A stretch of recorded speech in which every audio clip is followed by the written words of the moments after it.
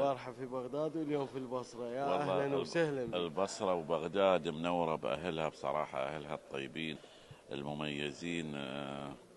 اللي أنا بالنسبة لي اكتشاف البلد دي، اكتشاف جديد. يوم تسمع ولما تشوف غير، فتسمع شيء وتشوف الواقع لا، أضعاف اللي أنت سمعت فيه. شنو اللي شافه البارحة يا يوسف؟ شفت ناس، إذا بتقول كرم لا مش كرم يعني، ناس طيبين لا أكثر من الطيبة يعني. فما تعرف شو تسوي يعني. أنا صرت يمكن 4 5 أماكن أمس ما قدرت أدفع، ما قدرت أحاسب من الناس يعني.